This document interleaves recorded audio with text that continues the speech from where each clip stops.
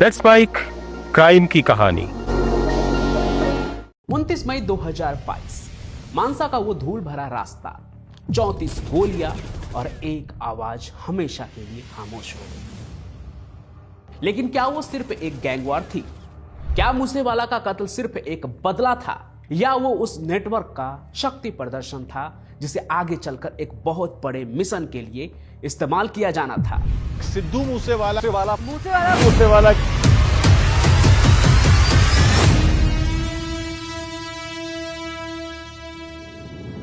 क्योंकि कनाडा की पुलिस बार बार कह रही है कि मूसेवाला को मारने वाली वही बिश्नोई मशीनरी अब भारत सरकार के इशारे पर उनके देश में टारगेट किलिंग कर रही है, जबकि भारत इसे एक मामूली क्रिमिनल सिंडिकेट बताता है। और यही है वो वजह जिससे ये कहानी पंजाबी गांव से निकलकर दिल्ली के सत्ता के गलियारे और ओटावा के डिप्लोमेटिक ऑफिस तक पहुंच चुकी है। तो सवाल ये नहीं है कि लॉरेंस ने क्या किया, सवाल यह है कि साबरमती जेल की काल कोठरी में बैठा एक शख्स दुनिया के सबसे ताकतवर देशों के रिश्तों में आग कैसे लगा सकता है। क्या लॉरेंस बिश्नोई सिर्फ एक मोहरा है, या फिर वो सिस्टम का वो छुपा हुआ हथियार है जिसे जरूरत पड़ने पर इस्तेमाल किया जाता है? मतलब जो बात कभी छोटा राजन के लिए कही जाती थी, जो बात कभी बबलू श्रीवास्तव के लिए कहा जाता था, क्या उसी राह पर लॉरेंस बिश्नोई भी चल रहा है? क्या लॉरेंस रॉ का अंडरकवर एजेंट बन गया है जिसे खुली छूट है कुछ भी करने का? अगर नहीं तो कनाडा आखिर ऐसा कह क्यों रहा है? हेलो दोस्तों, मैं Pancham Prakash and welcome to the dark story of Lawrence Bishnoi syndicate. कहानी शुरू होती है 2023 में, जब हरदीप सिंह निज्जर की हत्या हुई तो कनाडा की इंटेलिजेंस एजेंसी ने एक डोजियर तैयार किया। उनका आरोप है कि लॉरेंस गैंग अब इंडिपेंडेंट नहीं रहा। वो दावा करता है कि भारत एजेंसियां लॉरेंस के लॉजिस्टिक्स यानी उनके शूटर्स और इन्फॉर्मर का इस्तेमाल उन लोगों को खत्म करने के लिए कर रही है जिन्हें भारत खालिस्तानी आतंकवादी मानता है। यह आरोप भारत के लिए जितना अपमानजनक है, लॉरेंस के लिए उतना ही फायदेमंद। क्यों? क्योंकि अगर कनाडा का दावा सच है तो इसका मतलब है कि लॉरेंस को वो पॉलिटिकल और सिस्टमेटिक प्रोटेक्शन मिल रहा है जो आज तक दाऊद या छोटा राजन को कभी नसीब नहीं हुआ। क्या यही वो वजह है कि 700 शूटर्स वाले ये डॉन जेल के अंदर से बेखौफ होकर टीवी इंटरव्यू दे देता है, वो भी नेशनल न्यूज चैनल पर? वो इंटरव्यू आज आपको कहीं नहीं मिलेगा क्योंकि उसे डिलीट कर दिया गया है, लेकिन ये सच है कि जेल के अंदर से नेशनल टीवी पर एक गैंगस्टर का न्यूज टेलीकास्ट हुआ था। जरा सोचिए, ये दर्जा आज तक दाऊद इब्राहिम या छोटा राजन भी हासिल नहीं कर पाया था, जो कि आज फजिल्का के एक पुलिस कांस्टेबल के घर में पैदा हुआ वो लड़का कर रहा है जिसकी उम्र आज सिर्फ 32 साल है। नाम लॉरेंस बिश्नोई। इसको जरा अच्छे से समझिए। लॉरेंस गरीब परिवार में पला बढ़ा कोई मजबूर गैंगस्टर नहीं है। उसके घर में पैसे की कभी कमी नहीं थी। 100 एकड़ से ज्यादा जमीन थी उसकी अपनी। ऐसा नहीं कि उसने गैंग के पैसे से कमा के खरीदी हो, उसकी खानदानी जमीन है। लेकिन कॉलेज के छात्र संघ के समय से शायद उसे पावर का नशा आ गया। वो नशा जो एक बार चढ़ जाए तो इंसान को कुछ और अच्छा नहीं लगता है। तो क्या लॉरेंस वाकई में ये सब इसलिए कर रहा था ताकि उसको भारत सरकार का सपोर्ट और प्रोटेक्शन मिलता रहे? पंजाब के युवाओं की नसों में नशा मौत बनकर दौड़ रहा है।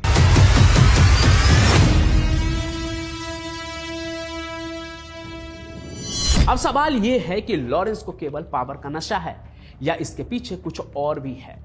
देखिए, पंजाब की 553 किलोमीटर की सरहद पाकिस्तान से लगती है। यह सिर्फ एक सरहद नहीं है, ये एक सोने की खदान है उन लोगों के लिए जो नशा बेचते हैं। रिसर्च बताती है कि पंजाब का ड्रग मार्केट $10 बिलियन से बड़ा है। लॉरेंस ने इस इकोनॉमी को समझा। उसने पाकिस्तान के हैंडलर्स के साथ तालमेल बिठाया और नशे के पैसे को गैंग की ताकत में बदल दिया। सोचिए 2025-26 के आंकड़ों के मुताबिक पंजाब में ड्रग्स के खिलाफ युद्ध छिड़ा हुआ है। 900 से ज्यादा गैंगस्टर पकड़े जा चुके हैं, लेकिन फिर भी साबरमती जेल से एक फोन आता है और सरहद पार से हेरोइन की खेप आ जाती है। यह कमजोर बॉर्डर मैनेजमेंट है या फिर ऊपर तक पहुंच। और सोचिए इस पहुंच के लिए पॉलिटिकल और सिस्टमेटिक प्रोटेक्शन कितना बड़ा फैक्टर है। इसी लॉरेंस बिश्नोई पर आरोप लगता है कि ये रॉ का अनऑफिशियल एजेंट बन गया है। अब देखिए, भले ही ये सब कुछ किसी जासूसी फिल्म जैसा लगता है, भले ही भारत सरकार ने इसे पूरी तरह से नकार दिया है, लेकिन कनाडा की पुलिस 6 बार एक ही रिपोर्ट में इस गैंग का नाम लेती है। तो सवाल उठना लाजमी है कि क्या ये सच है? अगर सच नहीं है तो बात क्या है? लॉरेंस 2015 से जेल में है, फिर भी वो इंटरव्यू देता है, वसूली करता है और हत्याओं की प्लानिंग करता है। साबरमती जेल के अंदर भारतीय नागरिक सुरक्षा संहिता BNSS का सेक्शन 303 लागू है उस पर, जो बेहद सख्त है। फिर भी वो ये सब कैसे करता है?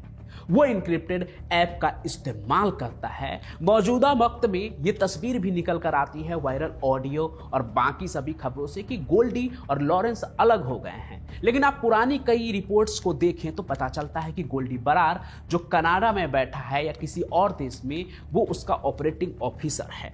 तो ये सवाल हर किसी के मन में आना स्वाभाविक है कि क्या बिना सिस्टम की मदद के ये सब मुमकिन है? एक्सपर्ट्स का मानना है कि टेक्नोलॉजी के लूप होल्स और जेल प्रशासन की मिलीभगत से उसे आज भी बॉस बनने में पूरी मदद मिलती है। जेल के 4 दीवारी के अंदर से भी वो बिग बॉस बन के सब कुछ करता है।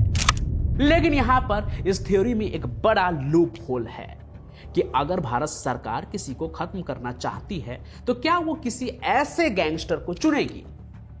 लॉरेंस की हर हरकत सोशल मीडिया, इंस्टाग्राम, फेसबुक, हर जगह जग जाहिर है, तुरंत वायरल हो जाता है। एक इंटेलिजेंस एजेंसी जो हमेशा लो प्रोफाइल रहना पसंद करती है, वो कभी नहीं चाहती कि उनके कांड का जो है महिमा मंडन हो। उन्होंने जो कारनामा किया वो किसी को पता लगे। क्या वो किसी ऐसे गैंगस्टर को चुनेगी अपने काम के लिए जो हर जगह वायरल हो जाता हो, जो सीना ठोक के कहता हो कि हमने किया है? तो क्या यह संभव है कि लॉरेंस खुद ये अफवाह फैला रहा है या फिर फैलने दे रहा है? कई लोग जब सोशल मीडिया पर पोस्ट करते हैं तो वो आकर मना भी नहीं करते हैं कि हमारा नहीं है, वो भी आगे चलकर उनके तरफ से कई पोस्ट आ जाते हैं।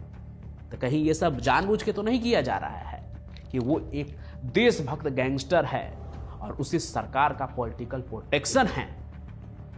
ये कोई एक नई तस्वीर तो पेश करने की कोशिश नहीं हो रही है। तो जरा सोचिए, अगर वो ऐसा करता है तो इससे क्या होगा?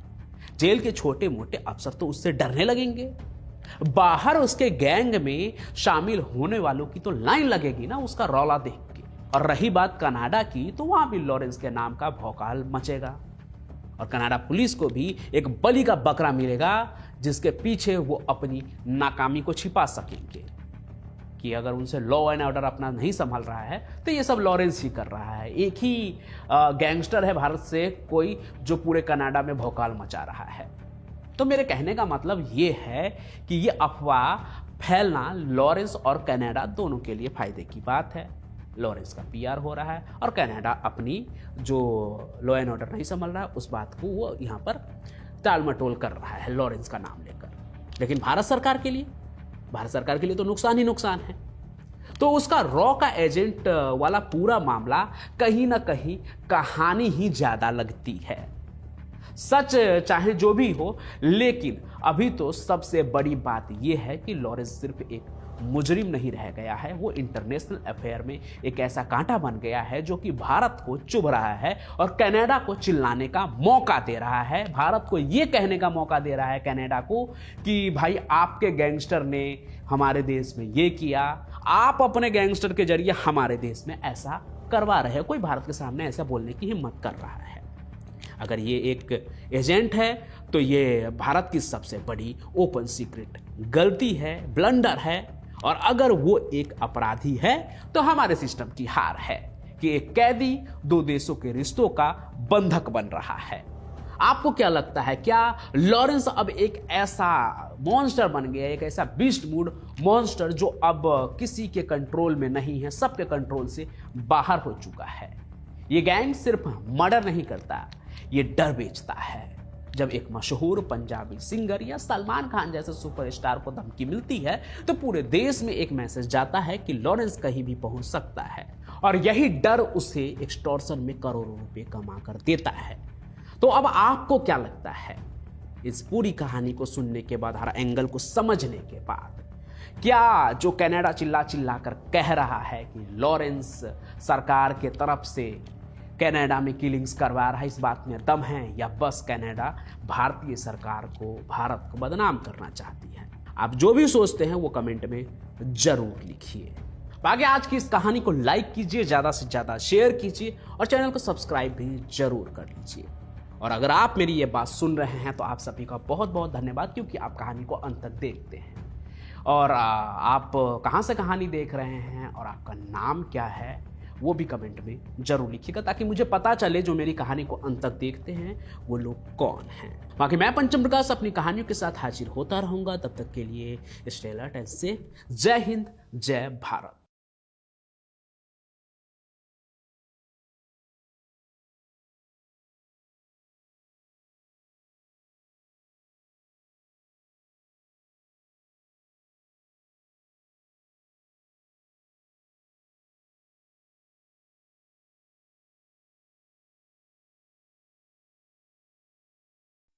आप सुन रहे थे let's mind more than radio.